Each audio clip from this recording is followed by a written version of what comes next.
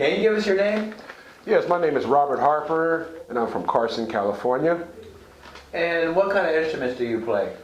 Wow, primarily I play bass guitar, but I also play a lot of other instruments such as electric six-string guitar, drums, and all percussion instruments. It was just like in my blood. Robert, tell us some of the places that you performed at.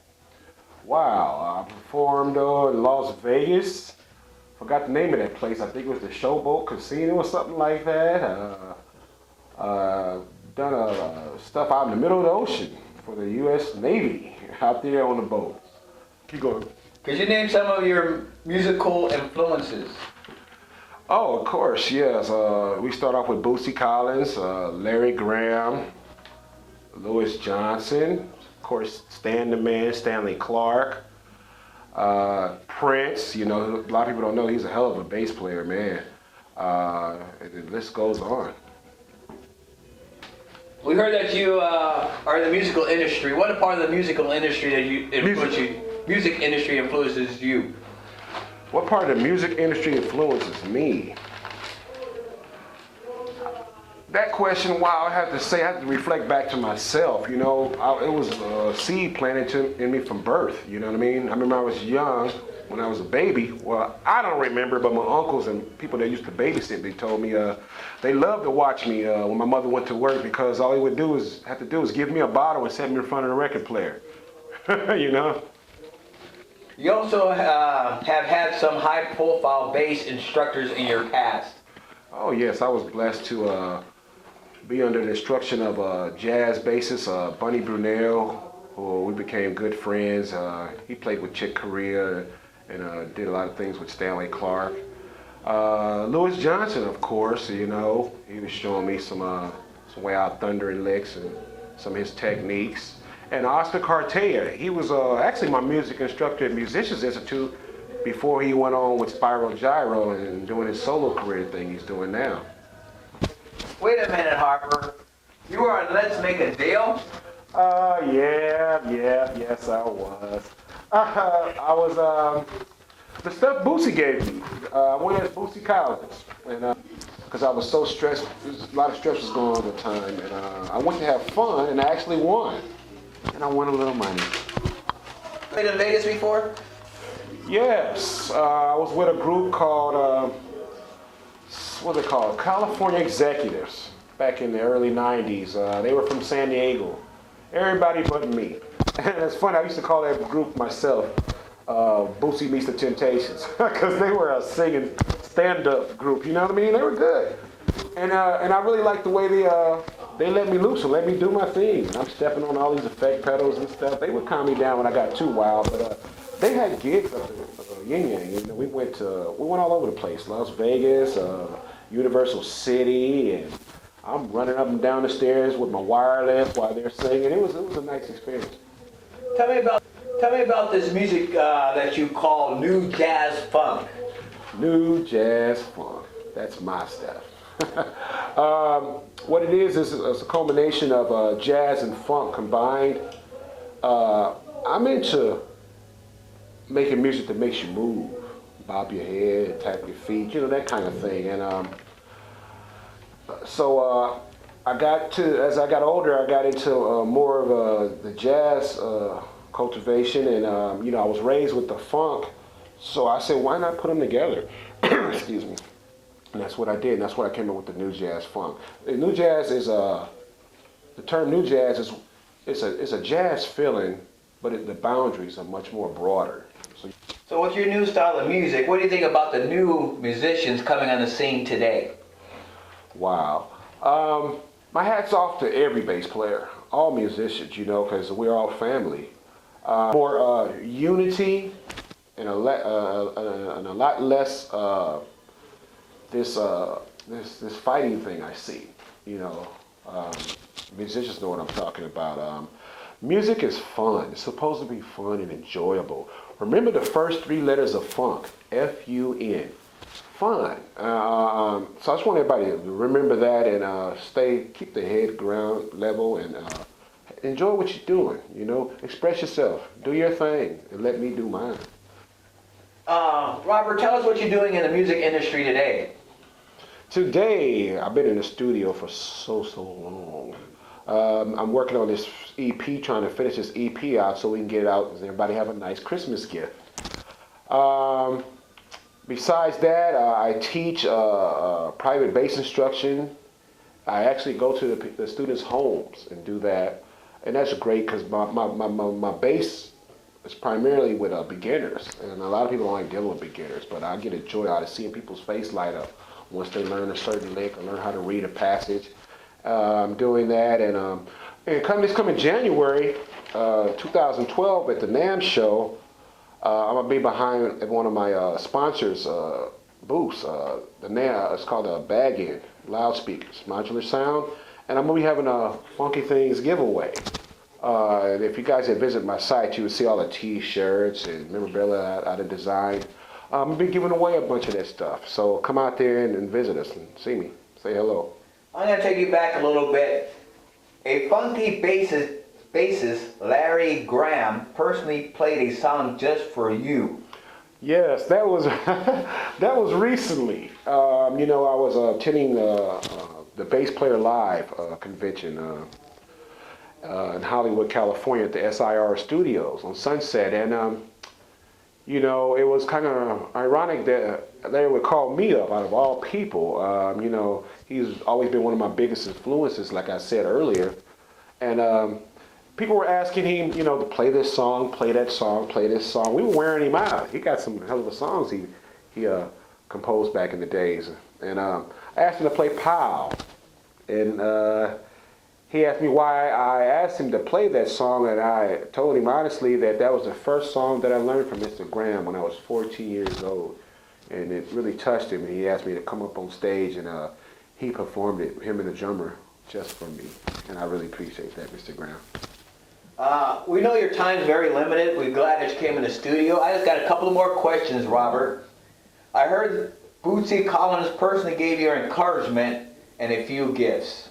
Yes, Bootsy Collins, another one of my biggest influences, my bass heroes. We met back in '92, I think it was, '93, at the Strand out in Redondo Beach, California. And I was going through a lot of turmoil, divorce, and losing a lot of property and money, cars, and all this stuff. And I told him, I said, man, I made a statement to him. I said, if it wasn't for you, man, I probably would have gave up. And he used that Bootsy persona and said, oh, baby, don't never give up. You know how he does that voice thing. And it touched me, and it's with me for the rest of my life. Robert, I also heard that you write gospel lyrics. Well, not just gospel lyrics, but I guess you heard that because I do have a whole collection of, I'll say catalog of gospel lyrics that I want to soon get into. I want to get into producing a female trio in the future, and on a much bigger scale than what I'm doing, band-wise, lots of vocalists, background vocalists, 2-3 keyboard players, just a lot of stuff going on. So I'm going to work on that. But I have a book here with a bunch of my songs that are copywritten, but they have not yet been published to the public, So as you can see, I don't know if you want to zoom up with the camera or whatever, but I have just hordes and hordes and hordes of songs that I wrote. And I got stuff for Erykah Badu, Beyonce, anybody, give me a call. I write a lot for females. I got into that because I was reading an ad, not an ad, but a section in an Ebony magazine, and I was really getting into the minds of how guys write for women. And then once I got into that, I just took off with it. But yes, so hopefully we'll be hearing something from this in the future. Yes, James, interview man. I got a special little gift from you, man, from my endorser, Bag-In Modular Sound. And I just wanted to hand you a shirt, man, so you can represent. There it is.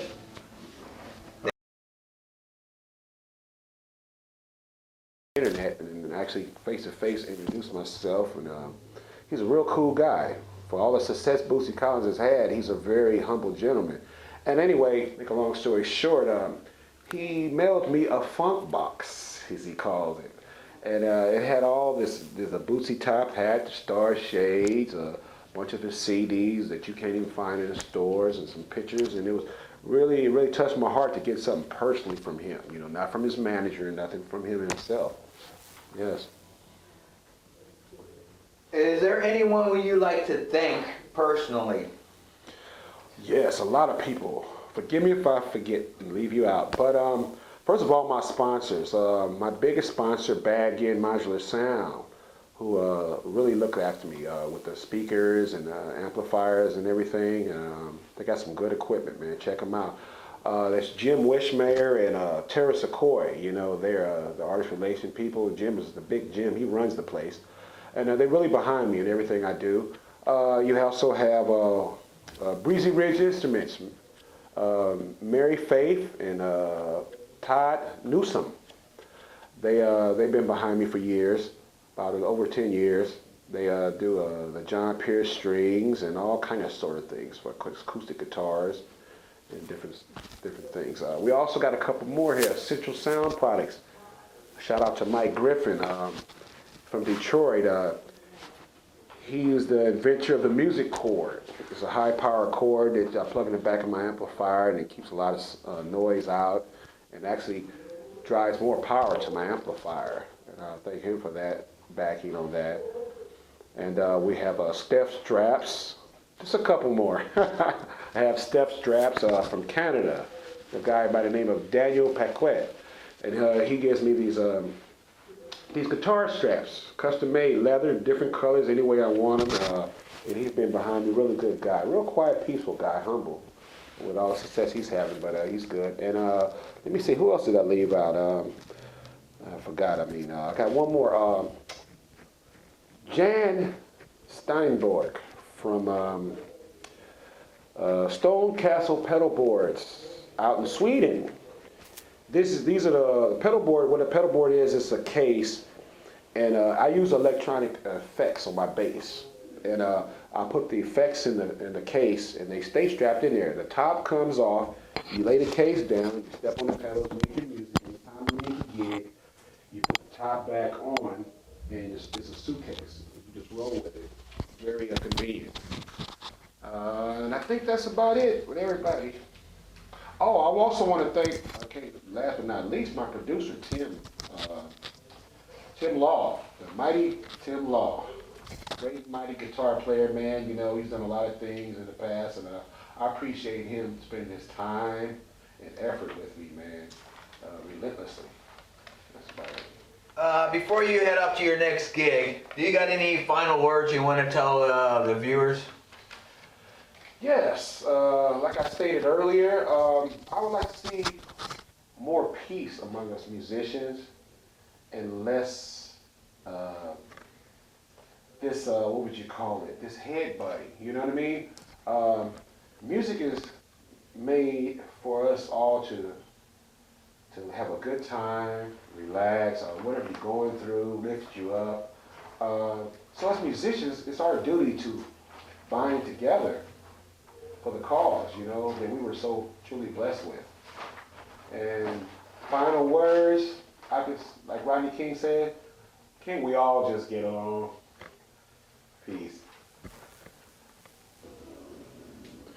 Yes, you can contact me at cafepress.com/Robert Harper. Also at Zazzle.com/Robert Funk.